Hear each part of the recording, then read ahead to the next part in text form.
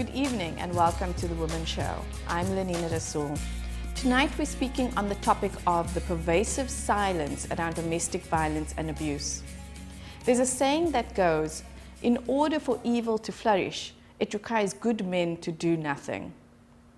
Later in the show, we'll be speaking to 3 women activists and feminists to speak about how women and children are silenced and how this allows for violence to be even more pervasive. But before that, let's go and have a look at some of the campaigns over the past few years that have succeeded in lifting the lid and veil of silence on abuse.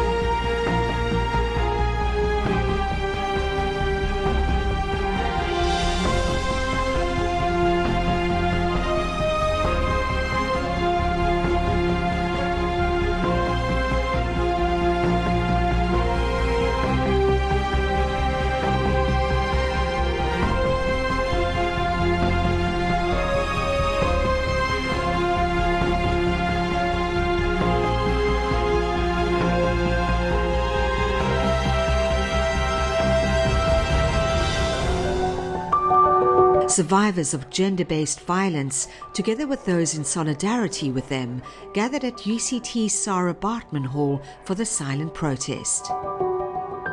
University of Cape Town Vice-Chancellor Professor Mamokgethi Phakeng started the event with a strong message. We are marching today to say that we want to build a different culture at UCT. We want a different culture in South Africa, where our bodies and our sexualities and our identities are respected, where we do not have to be afraid to walk where we want to walk, to wear what we want to wear, to be who we really are. Protesters taped each other's mouths shut in solidarity with survivors of sexual violence and all those suffering in silence. Then they marched silently around UCT's upper campus. It was a way of publicly demonstrating the silence in our communities and institutions around sexual violence. The march ended in a symbolic die-in to remember those who've been raped and murdered in acts of gender-based violence. The silence was finally broken with a shout-out. Participants in Purple Survivor and Believe Survivor t-shirts had their say. The purple for me represents hope, that people will not be silenced, people will be able to come out about the incidents that has happened in their homes, at university, in the streets, in their everyday lives. I'm here today to say #JustKnow to gender-based violence. As a queer individual myself, I would like to say we will not silence. And we will fight because we have the right to fight. And I say no to gender-based violence, no to homophobia, no, no, no.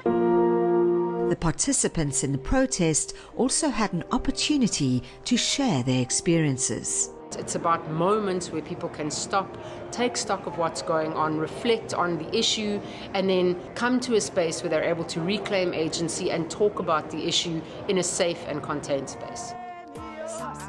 South Africa remains the rape capital of the world. We have one of the highest femicide rates in the world, and we kill more children than countries at war. So essentially there's a war on the bodies of women and children in this country. This is actually where we started the journey with organizing civil society around our call to action to march on the 1st of August.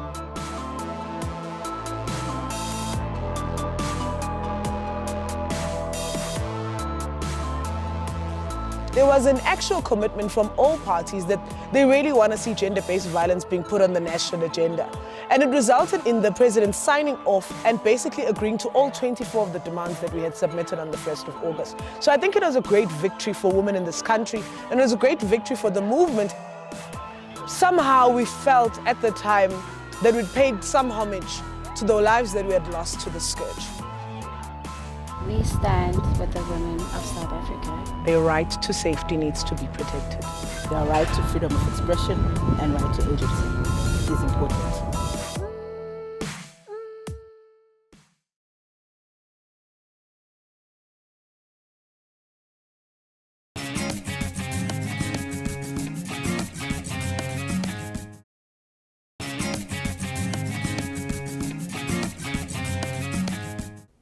Welcome back. And tonight we're talking about the culture of silence around violence and abuse. And joining me in studio is Desiree-Anne Martin, who is the author of this book, We Don't Talk About It Ever. I've got Caroline Peters from 1000 Women, One Voice, and Claudia Ruot, who is a trauma specialist and clinical social worker. Welcome, ladies. Thank you very much. So, ladies, all of you do work around abuse and violence and have had experiences, and I think it's fine to say we've all sort of had experience in with violence and abuse, and so familiar with that sort of culture of silence.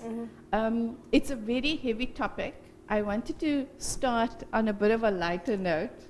There is a meme on Facebook that says, "You know it's over. It's definitely over because I told my mom."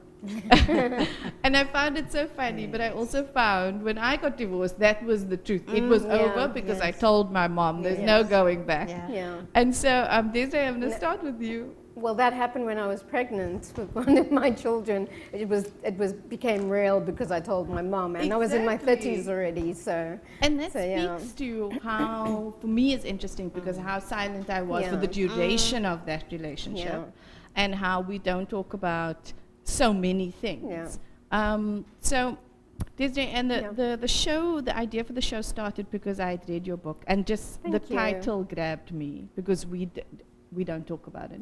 Can you give us just a little bit of context and how the culture of silence played into that? The title "We Don't Talk About It Ever" refers to primarily my family of origin and how I grew up, where the unspoken rule was that we just don't talk about things. No matter what happens, we don't talk about it to each other, and we certainly don't talk about it outside of the house. And some things were small things, and some things were huge. There was dysfunction, there was alcoholism, there was domestic violence, and then the next day we pretended like nothing had happened, and we just carried on. And it became ingrained in me that was how I was supposed to behave, and thus I became an expert secret keeper. So much so that when I experienced childhood sexual abuse, I kept it secret because I wanted to be a good girl, because being a good girl meant not talking to anybody about anything bad that had happened. And that carried on through my life, where I didn't talk about things that were happening for me, anything emotional, anything important, toxic relationships, abusive relationships, addictions, all of it. And so when I wrote the book, I felt compelled to finally speak my truth and own my truth and say, actually, it might not be your experience, but these are my recollections, these are my experiences, this is my truth, and I'm going to speak it. And so I wrote this book. No, that resonates with me because I often, when I go back and I think, I say to myself, not on Facebook, but like hashtag this happened. You know, and I think when you keep things silent for so long, it seems like it's almost like we want to erase that ever happened, and especially in a broader context, which is going to bring me, you know, speaking of hashtags, Caroline, we're coming up to a campaign that your organization is launching called #HearMeToo. And I am assuming that speaks to the fact that women are often silenced, and not just about domestic violence, but the child sexual abuse, as you spoke about, the rape and sexual assault we know. Can you tell us a bit more about that? It's not a launch. We're probably going to look at it, not probably. We are looking at at it again now for Women's, remember it's International Women's Day on the 8th of March. So again, we're going to highlight that. Year Me Too started 2 years ago with UN Women. Remember, every year there's a theme. And 2 years ago, the theme was Year Me Too. We never stopped doing those things, Lenina, because when we started, we realized how many people has never told their stories. And so I went across, you know, just in December, a 73-year-old woman broke down in one of those groups and spoke about her rape that she kept secret for 50 odd years, you know. So those, I mean, some of these stories, someone asked me, do you read our stories? So what we've done, we've gone around to shelters and other women's groups where we get women together, they tell their stories, they write their stories. Because in fact, when you write it, it's real, it's there, it's something that you can go back and really, like you said, you own your story. So what we do, we first speak about GBV or gender-based violence or violence against women, and then the next day, because often women don't even know what violence against women is. They don't know that was not okay. So the first day we spend around what is violence against women, what is types of abuse, you know, because we normalize that. We normalize, sometimes I heard another word the other day, traumalize. We are so traumatized as a society that we normalize the trauma, which my dear colleague will speak to more about. So for me, it really, for the past 2 years, I spent listening to women's stories. And it's been, I almost want to say, horrendous, the stories that comes out of these sessions. And you know, Lenina, at one stage I wanted to stop doing this because it became, even it burnt me out. And someone asked me, do you read our stories? Once they've done their stories, we have a ritual. They can tear it up, they burn it up, they give it to me, or they hold on to their stories, you know. But the aim is also that once they've told their story, that the healing can start. Because we cannot heal if we don't tell our story. So they would have that ritual at the end of the 2 days. 3 days, some of the groups we'd spend 3 days with, and we keep it a close group of people, not too many women that we speak to. So the Year Me Too campaign, in fact, was going to be 1 year. It was, so 2018, that was the theme for International Women's Day. And it's still going 2 years later. And we'd probably be running this campaign for the next few years. As we said earlier, women needs a TRC. We as women need a TRC where we can, you know, one of the things we often don't say is, but we need to name and shame. We need to, in fact, for us to start healing, we need to break that silence, you know. We need to start talking about what violence has done for us.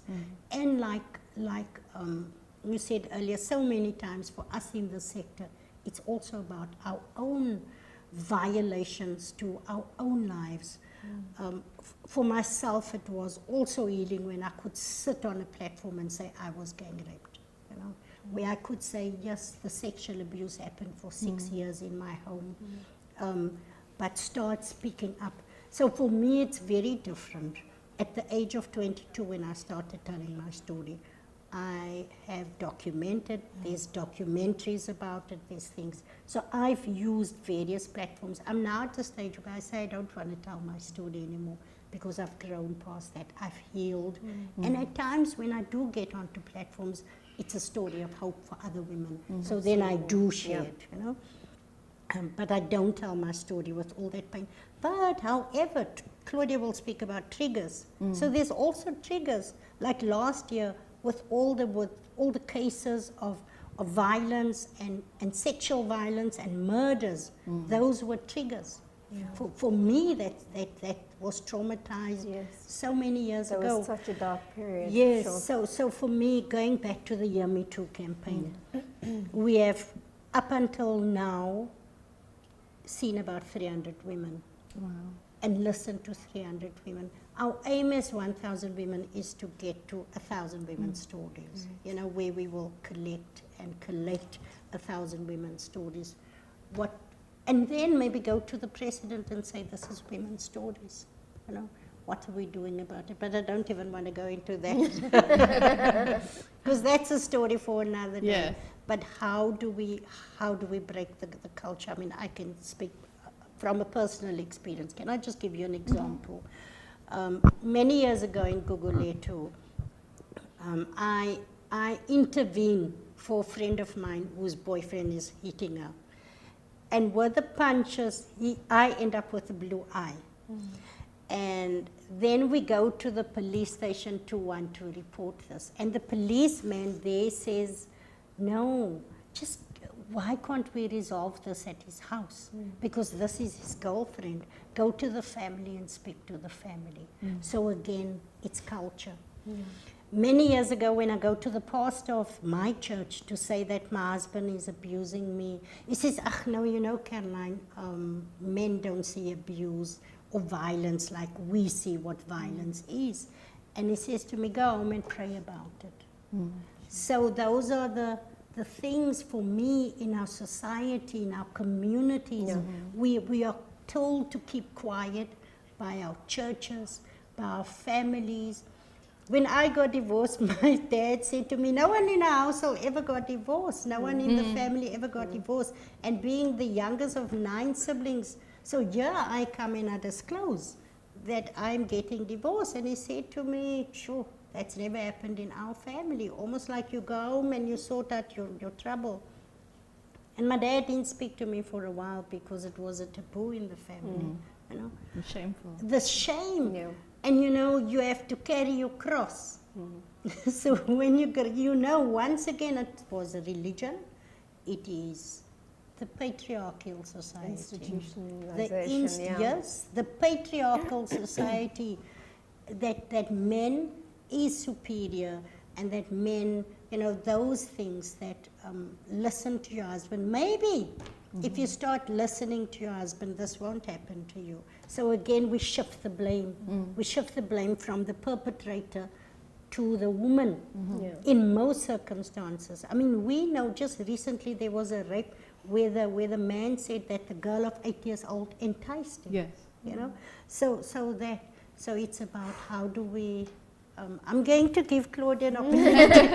Can I just, because I can something that you said, Caroline, is that from my personal experience, and also because I'm a counsellor and I also see clients who are victims of abuse, I wasn't taught what abuse actually is, you know, and for some people they think it's just penetrative sex, that must be abuse, and rape is abuse, you know, but and there's a chapter in my book on it. I mean, there are so many levels, and it can be so subtle, and like for example in my book, when I was about 6 years old, my uncle used to taunt me by lifting up my dress and saying, like, you know, is she wearing panties?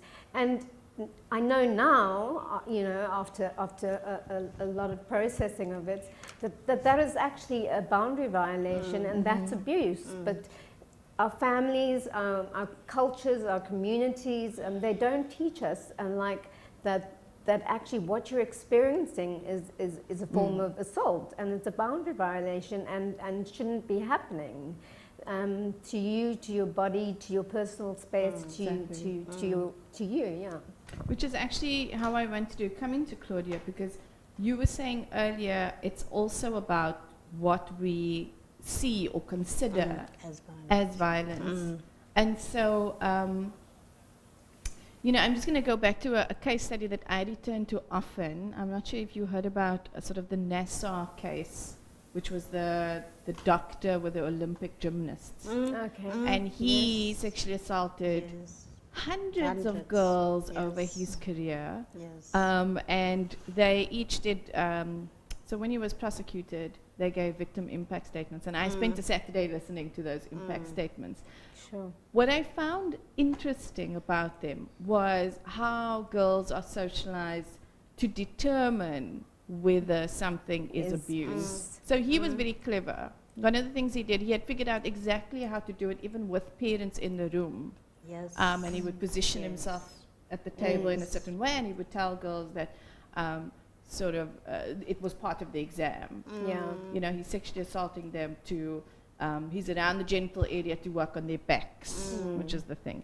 And some of the things, you know, so we speak about silence. The silence is also held against women. It's held against them in the form of delayed reporting. Why did you keep quiet? How could you not know? And yet these girls used a series of logical rationalizations to determine whether I was abused or not. So one was the obvious one, my parent was in the room, so if it was wrong, so they would have said something. If someone else would have said something because he sees all of these girls. And then there was also some of the other silencing where I think about during this duration, 3 girls spoke up to the institution and they were silenced. So all of them convinced themselves that it was okay. But Claudia, speaking to the traumatization, I think that there's been talk about sort of the silence and the avoidance also as being a coping mechanism in the beginning. And later on, as we've heard, speaking out is actually part of the healing. So I wanted to ask you about some of the effects of not telling the story or not having acknowledged or of the silencing. So if you have anything that happens to you that make you feel completely helpless, terrorized, terrified, and yet the exact people that's supposed to protect you are the people that's expecting you to stay silent. What neuroscience have developed over the last 20 years, even more, is that it's actually in your nervous system where that goes and it seats itself. So that event has a reaction on your stress response in your body. But now no one comes and actually take you away and say what happened is not okay, even as a child, because normally this comes from our community and society response around violence all over, and not only domestic violence and violence against women. So as a child then you learn that how do I survive? How do I survive when something happens that I feel threatened, that I feel I can't cope? Because as a child you're not born with an identity. You get the cues from your caregivers, and that caregivers is not only your parents, it's all the adults that's got to do with you. And I find that teachers find that very difficult at the moment to understand that their role is not only to come and teach maths. Your role is how do you actually impact the brain of this child, the identity of this child. So if I grew up in a house, which I did, where also like everything was supposed to be kept a secret, you don't talk about stuff. It's like inbred in you. And now what happens is those things go and seat itself in your nervous system on a cellular level. And trauma doesn't need language. In fact, most trauma happens without language. Because if you think about it, the child can already experience trauma within utero. So if the mom is overstressed and is abused, that is taken up by the child. So now you go through life and things happen and you think, well, our community didn't speak about it, our family don't speak about it. And especially if it's been done by someone with a, you know, they've got esteem in the society or it's a family member. People will say to you, no, it's your imagination. And I have found in my own case of domestic violence, now you start thinking, did I see this the right way? Did I experience it the right way? And the abusers abuse that. You the mad one, you the crazy one. I remember my ex-husband used to say to me, you the one that belong in an institution. You the one that should get help. And they completely use the fact that you stay silent to go on with the abuse. I mean, when I was in psychotherapy years earlier, my psychologist abused the fact that he knew a lot about my life. He knew about my battles with attachment. He knew about the fact that I would crave for men's attention. And he wanted to abuse me. In fact, he did. And when I reported him, he said to me, I will use your history against you. And again, it's like, so you rather stay quiet, because what if that comes out in the media? What about my social work career? And I often say that women don't stay, the economic stuff is there, but that's a side issue. Women stay because of silence. Women stay because they get shamed. And unless you understand how that actually works within the nervous system, and how you, if you've never had a safe experience of what it means to feel safe at home, what it means that your parent can always stay calm and listen to you and not say, no, it's okay. Just be quiet about it. We pretend as if it didn't happen. Because that's what most parents say. Those things, you go into a complete survival state. So you will do anything just to get by. They don't live. I didn't live until 2016. And we need to start looking at how do we become safe people for others in the community, because now I know whatever I'm going to say is not going to make a woman to leave unless she starts feeling that sense of identity and safety and empowerment within herself. Nothing you can do going to make someone else feel safe. But we need to start breaking down those stigmas, the thing that people use. You know, overseas they started using a term called intimate terrorism for domestic violence. And if you look at the tactics that terrorists use, it's exactly the same. And silence and shame is being used to keep women in slavery, to keep people in slavery in terms of domestic violence. You know, an interesting point is I had some ladies on from Mosaic, and we spoke. I asked them, women often stay for a very long time in an abusive relationship, and what, in your experience of having helped many women get at the point when they've decided to leave, what would you say is sort of that tipping point that you see? And what they said is that often it's when the kids are in danger. And for me that was interesting, because it's almost as if we won't leave for ourselves. But we shift that, you know, we will leave for other people. But I think that's part of the shame and the fear that Claudia spoke about, is that your self-esteem caves in. You have none left, because you have been so shamed and you are so, scared, and so you don't value yourself, but you would value your own children's lives over your own, but you have no, the essence of you is missing, so you have no sense of value of your own worth. I think one of the biggest reasons why I left an abusive marriage was when he choked my daughter, you know. And that day I decided, this is it. Almost like you can touch me, but you don't touch my children, you know. But I also want to just add to that, why women stay, it's different. It's a religion, it's economics. A self-esteem is gone, a self-confidence. And many times we don't realize that women don't have a safety plan, you know. There is no safety plan. There is no safe space to go to. You know, just on a chat, I just want to quickly touch this. On our Bridgetown community chat this morning, sorry, I shouldn't have even said the name, but on our community chat this morning, there was something that says there's a woman parked outside the school, the high school in our area. And everybody was saying, well, she shouldn't stand there. Why is she sitting there all day long? And other women on the chat saying this, Lenina. Doesn't she have stuff to do at home? so I mean, again, we're putting her in a box. She should be doing the housework. She should be cooking at home. She should be doing. I said to them, I then went around and I said something on the chat.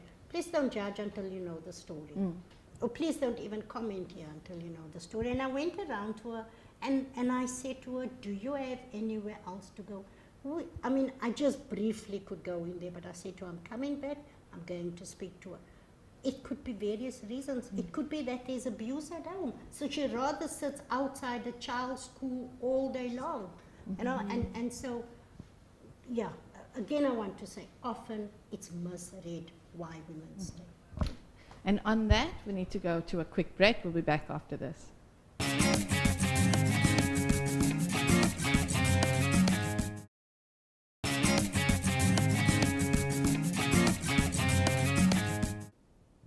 Welcome back. You're watching The Woman Show, and tonight we are speaking about the culture of silence around violence and domestic abuse. So ladies, we've raised very interesting points. One of the things that was really interesting, I think, Desiree-Anne, that you were speaking about is, there was so much, I was struggling to hold on to it. Oh, you mentioned that women are so broken down, right, and the self-esteem is so broken down. But also, as we speak about our childhoods, I often wonder if there was self-esteem in the first place, and I do a lot of research on sort of how we are socialized to be silent across different cultures, religions, etc. And I just want to come back to first when we're children, which, Claudia, you've mentioned, becomes encoded. If you want to think about our brains as, as computers, we're being encoded to sort of not talk about these things. I often speak about now, late in my life, thinking about how you could have crazy, violent happenings one night and the next morning it's as if nothing happened, and that sort of disparity. So let's talk about and I wanted to, Claudia, perhaps this is something for you, but and I see you want to speak, so maybe you've got something to add to it. But that also encodes sort of how we deal with disparity, how women, someone said, we become master secret keepers, and I think all women are master secret keepers. So let's talk a little bit about those things, silence as a coping mechanism. So, as a child, you see the world through the eyes of your parents, your caregivers, and we call it, you develop what they call an internal working model.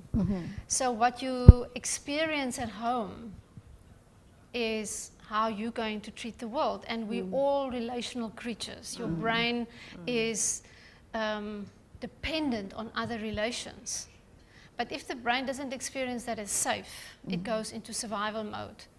So if you grow up in chaos and a home where there's violence, whether it's subtle violence or overt violence, it's violence. Your brain tends to go to familiar because it's built on experience. So often then we are drawn, and now, if I'm now talking specifically about the girl child and women, we are then drawn to a man that even on a subtle level might come across as a protector, but he's actually got a violent side. I know for years, because although my father wasn't physically violent, he was verbally and emotionally very violent, and almost like a dictator.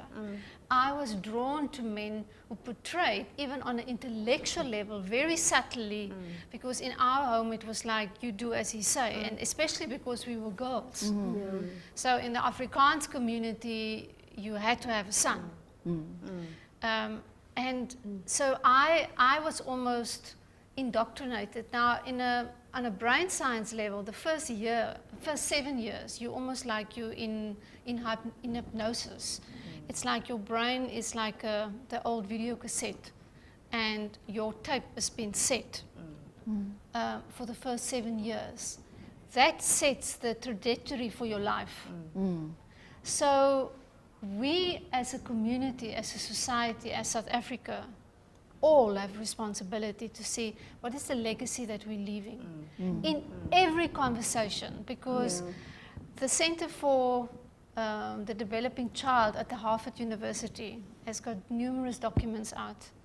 And one of the things they say is every adult has an impact on building the architecture of the brain of children.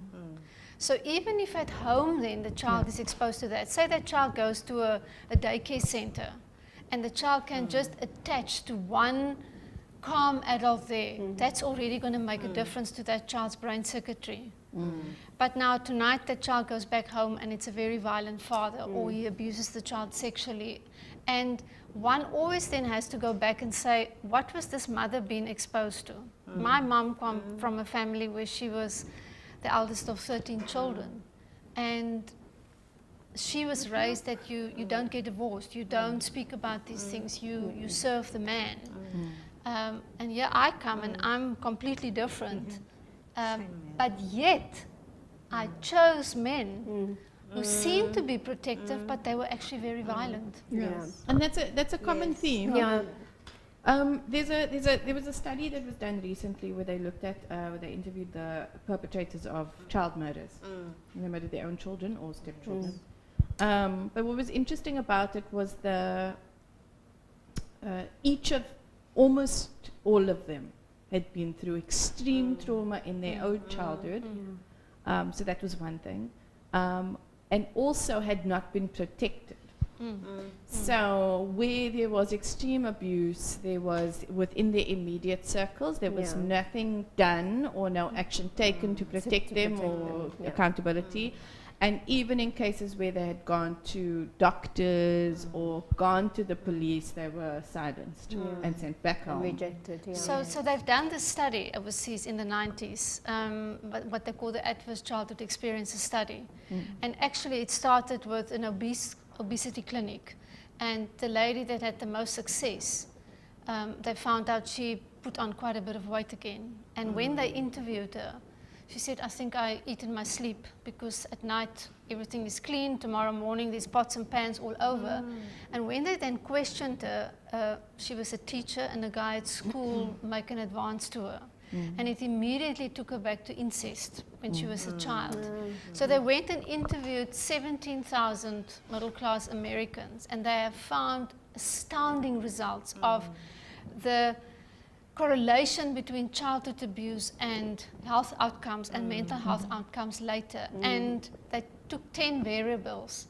The higher your score is in terms of those amount of adverse experiences you've had, the higher your likelihood is of mental health, bad outcomes, health outcomes, but also going into criminal behavior. But what they have found is it's not the adversity that makes people strong. It's actually whether you've been nurtured through the adversity. Whether people have stood by you, whether people have supported you. And in our society, Caroline touched the issue of women, talking. We don't stand by people when they go through these things. We want to dictate and we want to shout from the side. But we don't want to be there for them in their darkness. Well, which brings us to, I mean, one of the topics was also sort of the mind your business syndrome. And there are, on the other side, valid points. So a lot of times when we talk about victims that they are not ready sort of for intervention, or they reject assistance, or if you, and let's take the normal one here, neighbor is hearing there's violence going on next door, they call the police, they get blamed. The police often say it's a challenge for them because they get called in over the weekend. They will take a man in on Monday morning, that man is back. That woman, the wife is there knocking, please let my husband out, he needs to go work. Exactly. And so that might, it's skewed towards saying, oh, it's an economic issue, but I don't really think it is. Caroline? I just want to add to that. Often, I mean, when women, and it's not just economics, I'll never forget when someone said to me, I've been in an abusive marriage, and my sister said, why are you afraid of him? And I had to sit back and think, why am I so afraid of him? And I think we touched on that earlier. I mean, Claudia knows also, I mean, we've spoken about this. It's not, the perpetrator is in your head very violent. The violence is real. And whether it's subtle or overt, the violence is real in your head. So you don't, so you don't leave on a Monday, and you're going to withdraw their charges on a Monday. And often even women that work in the sector says, I'm going to give up on her because we assist her every time. Yeah. And then she withdraw the charge. Yeah. Women leave when they are ready, when they are ready in their head and their heart. You know, and I had to think, why am I? She said to me, he's a coward. But I didn't see the cowardice. I saw him as the strong man that is towering over me. You know, so it's not just economics. I mean, at that stage, I earned more money than him. I was economically, I was more stronger than him. However, I stayed. Like I said, for various reasons, you know. And you don't want to break up the family. How is my daughter going to, she's only a baby, how is she going to grow up without a dad? I had a nucleus family of mom, dad, you know, and siblings. And that is how I saw that a marriage should be or look like. And you're in your second marriage. So what is people going to say? There's something wrong with you. It can't be. Because if you now getting divorced the second time, there's obviously something wrong with you and not him. You know, so all those factors. So I know often we sit and I say we judge and we look at with judgment. And I always try to be objective and to look at it and see the other side of women. And even women that speak bad and down on women, what is happening in their own lives? Or their own past, or their own history. What has happened there? You know, even the women like I referred to on the chat this morning that was saying bad things about this woman. What happened in their lives? What happens? When a woman comes to work angry, when a woman just speaks out of aggressive and anger to you. I mean, I know there was stages in my life where I spoke very aggressively. But how do we change that? Only by, I mean, a safe space, like Claudia said. She's been my safe space for many years. And so has other women being safe space. How do we hold space for each other? Yeah, and yet I've also found that sort of aggression, and because it's another stereotype, angry women. Right? Yes. And yet, even spaces that are supposed to, angry women are often punished. Even in spaces that are supposed to be safe spaces, I had to learn to actually see where sort of the anger is coming from, because we supposed to toe the line. Calm down, woman. I wanted to sort of just introduce also sort of so we talk about culture of silence, we talk about shame. I'm quite fascinated by blame. And I feel that, so I'm raising a little girl, and no matter how progressive or feminist or you are, the stereotypes are there. So, funny story, she started going to Sunday school with my mom, and she did not want to go yesterday because she loves wearing shorts. And my nephew was also going to go. So she said, why can't I wear shorts like my nephew? And the feminist in me is like, yes, don't go to church, you know, because it's a stereotype, but it's not recognizable in the church. It's not recognizable with sort of the traditional, just generally. And actually 10 years ago, I would have insisted that she wear that dress also. But what is interesting for me is that within that socialization, I say, don't, close your legs. You must cover your panty, you must, so all of these things, and just the notion of ogat also. You got too many boys, don't play with the boys, don't, so all of these things we know. And women are assigned, women and girls are assigned these roles and responsibilities. And so I struggled a lot with, the shame comes from, I don't want people to blame me, and I don't want it to be my fault. Because we are blamed for it. So I'm just throwing that out there and seeing if it resonates, and if Claudia can also speak to blame. Because I just want to say I was often the ocha child because I spoke out. But then again, I look back at this at when a child is sexually abused, you become a sexual being. You know, when that sexual part of you or awoken at 6 years old or activated, you become different, you become promiscuous. And I know the ocha don't just speak to the promiscuity, You know what Ougat means in our language and communities? Ougat means jou veel groot. You must speak when you're spoken to. Moenie vir jou groot hou nie. Gaan sit daar binne. Go sit inside. This is adults' company. Your Ougat when you're playing with the boys. Your Ougat because you wear your skirt too short. Your Ougat because your cleavage is showing. So Ougat in the context. In fact, my father said to me one day I was a child, I'm a Jantu. And a Jantu generally means ek is sleg, you know.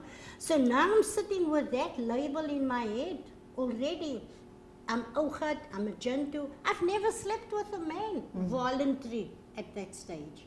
But here I am told I'm Ougat, I'm a Jantu.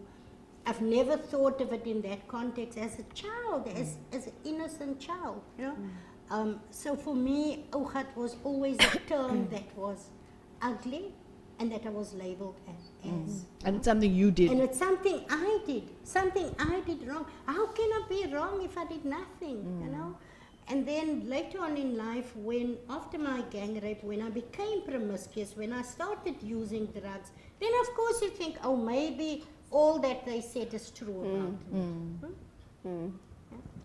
I think for me, if I need to come back to the neuroscience and relationships, there's a passive and an active role that we seem to have become almost comfortable or uncomfortable with, in terms of girls that's being raised to take on a passive role, and boys are being raised to take an active role.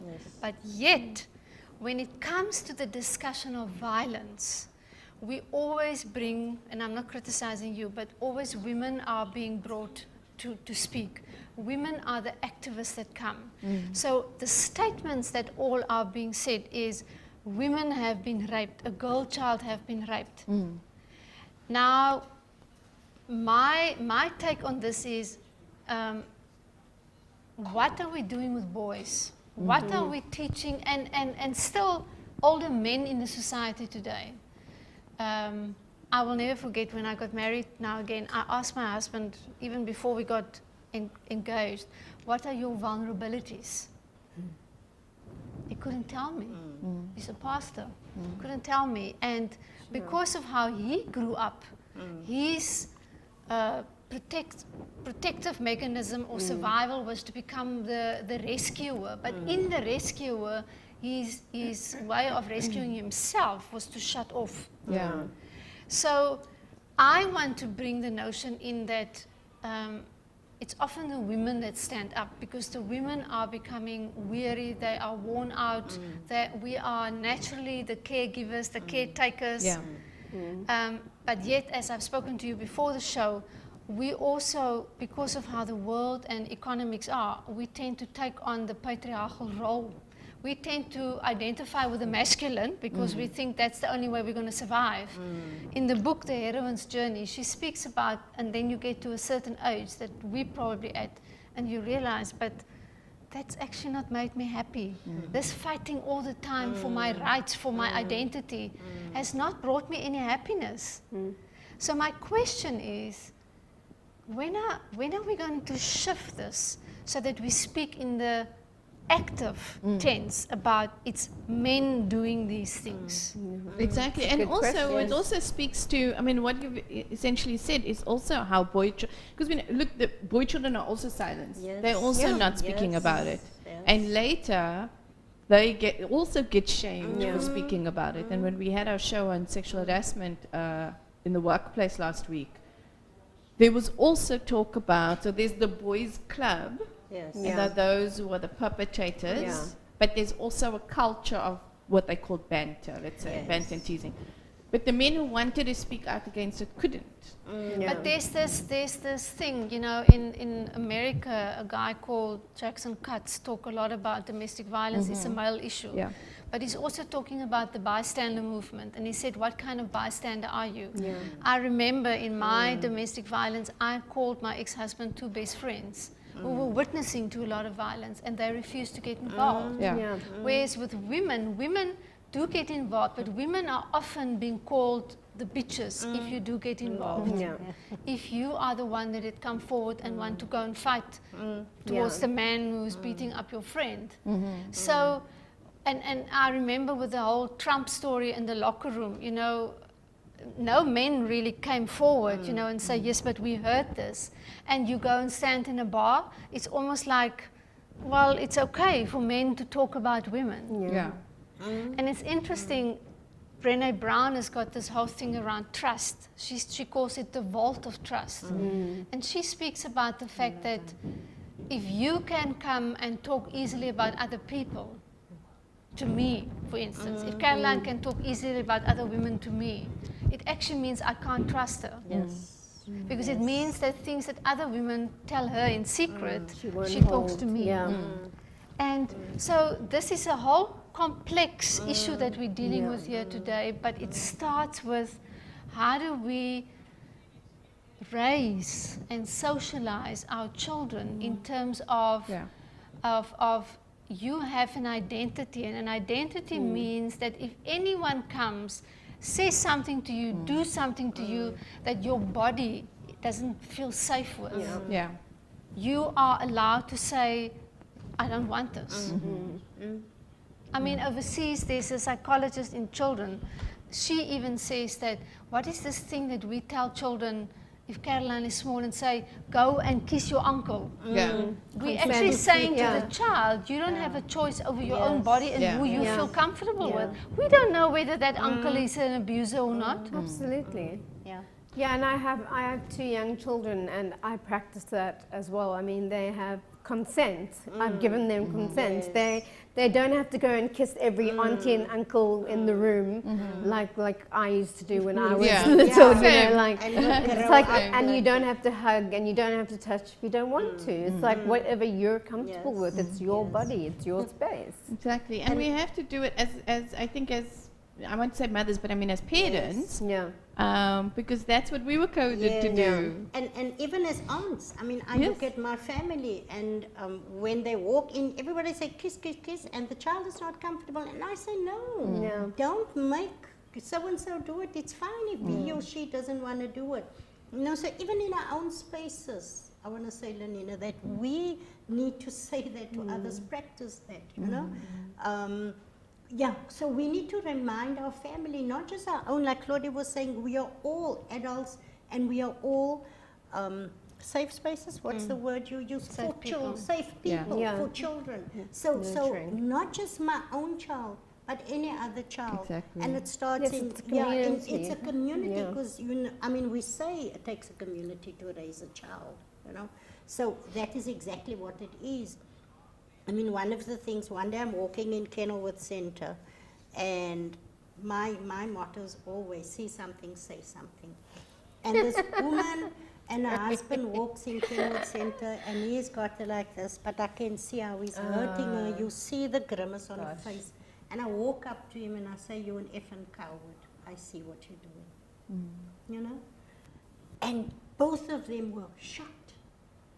She more shocked than him, that someone actually stood up for her. And he looked at me with the audacity, how dare you? You know? So that's why I'm saying, if we are feminists, activists, you always that. You're not just that in your home. You're not just that with friends. You're not just that with family, but in society as a whole. We love, just quickly, so my daughter's married, and she sits with me every night when I get home from work. She sits there. And I say, aren't you going home to cook? And she says, no, I don't cook. I don't cook. He cooks. And I had to actually think about it as an activist feminist. How do I now turn around and say, this is what I preach to other women? How do I then, but it's again about socialization. How I was raised, that when your husband comes home, and there should be food and tea ready, you know.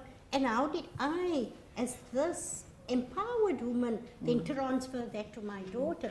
But I'm glad she immediately corrected me and said no, you know. So, and it's great because obviously that's a safe space. I often say I am learning autonomy and boundaries Yes. with my daughter now, That's because I fantastic. didn't have it. Yes. But ladies, we are out of time. That was absolutely wonderful, and thank you all for the work that you're doing. Thank you so much. And yes, thank you for joining us. Yes. Thank you. Thanks, Alina. Thank you. Great. We will take a short break and be back after this.